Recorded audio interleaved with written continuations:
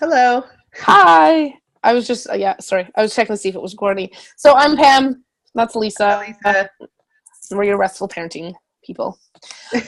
So we are chatting a little bit today about one of our moms had a question about keeping the older toddler preschooler occupied while in the room trying to help the baby learn how to fall asleep independently. Yeah. So thankfully, Lisa and I have years and years and years of experience with this, not only with our own children, but with our daycare children as well.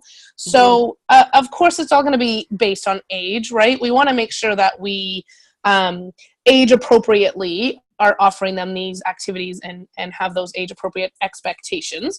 But we also want to make sure that we aren't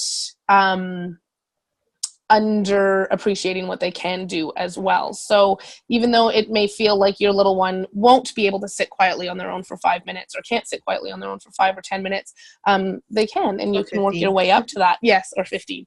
So the biggest starting piece, or the biggest piece that you're going to want to start with, is going to be conversation. You're going to want to have lots of conversation about you needing to be in with the baby and your expectations of your older child while you're in with the baby.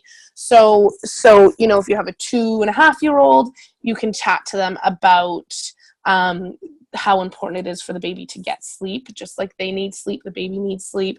You need them to be that big brother or big sister and stay very quiet so that the baby can get some sleep. Having planned activities, and we're going to chat about that as well, but making sure that there's lots of conversation about how well of a job they've done, if they've done a good job, staying quiet while you were in there.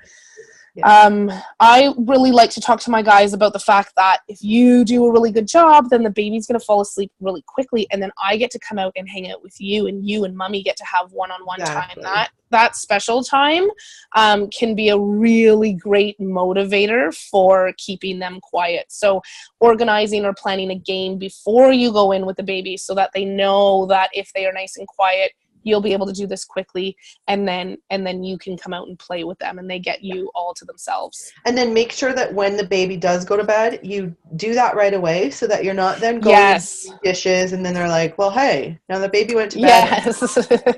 Dishes, I got gypped. So make sure you do that special time right away, because especially at that young age, they don't understand to wait another 10 minutes now to have their time with you. Yes.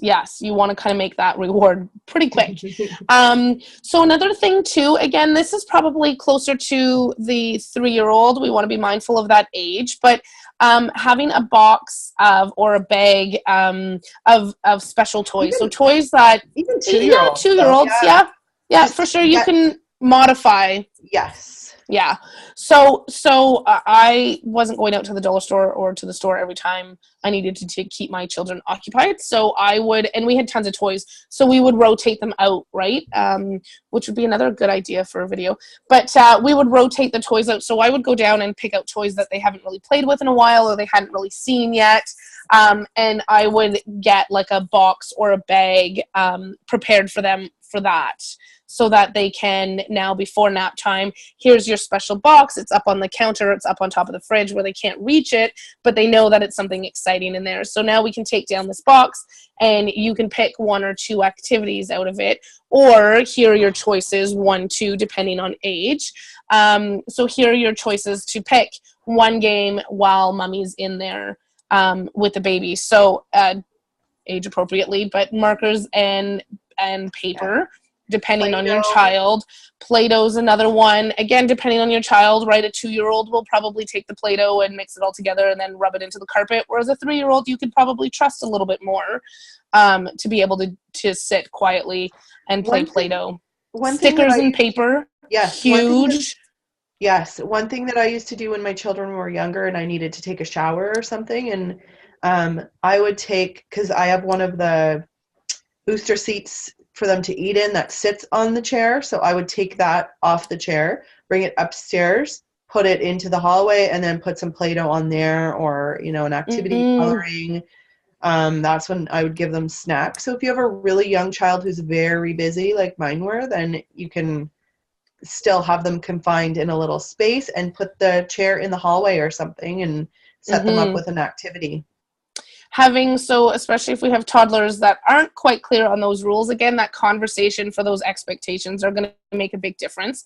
But if you have a little one who likes to pop their head in or come running into the room, that would be a good idea to have that sound machine in the hallway, and then talk to them too, right? So you don't have to you can't come running into the room, but you can stand at the door. Like, mommy will open the door a little bit, so you can stand at the door, and then I know that you want something. So if you stand there quietly, I will come and see you as soon as I can get the baby down, or as soon as I can, type thing, right? So again, it comes back to that conversation. Even with our 2-year-olds, you can have those conversations of, this is what my expectations are. Obviously, You're not going to say it like that, but mommy's in the room with the baby. I need you. This is your job, and I need you to do such a good job playing quietly so mommy can help the baby sleep, and then you and mommy get all that time to be able to play together after. Yeah.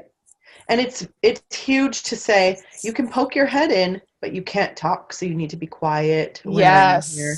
And then what I used to do as well is put something on both sides of the door so that they couldn't just, open the door and then boom, the door smashes into the wall or whatever. So I put something on each side of the door so that if they did open it a little bit more, then it wouldn't go flying.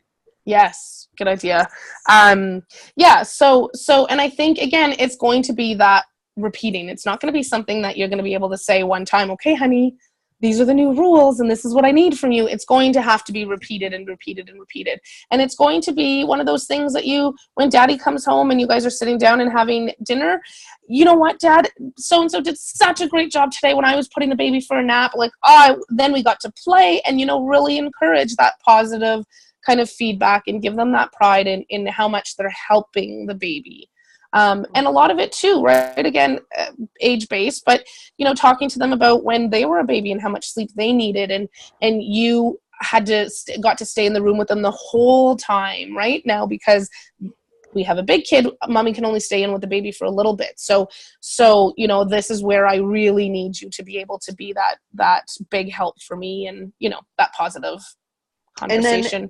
And then one more thing for young ones, you can do a little bit of role playing with, some stuffed animals or something. Mm-hmm. Pretend that one stuffed animal is the baby, one stuffed animal is the toddler, one is the mom or something, and then role play the situation that you would like to happen with their stuffed animals so that they learn through that.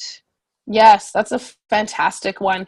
And don't be afraid to use the TV sometimes, especially if you're in week 1 and you really need, to be able to focus on the baby. And especially if you have a toddler or preschooler that doesn't enjoy sitting quietly on their own for a little bit. Lisa had a couple of those. I had a couple of those. If they don't enjoy it, or if they really struggle with it, that especially that first week when you're spending a little bit more time in there, if the iPad or the TV or putting a show on works, then for that 1 week, you do what you have to do to get them through, and then start working on being able to sorry, my phone's gonna fall. And then start working on being able to leave them with an activity or a game or a puzzle. Puzzles are also good as well. So hopefully that helps. Hopefully you guys were able to take some tips. Let us know if you've used anything, and if you have a toy box that you have specially made for them while you're working with the baby, share your pictures. But be sure to really encourage and be proud and keep it positive for your older ones, because they are still learning and they are still adjusting. But it can happen, and lots of conversation will help. Yes. Okay. All right. Thanks, guys. Bye.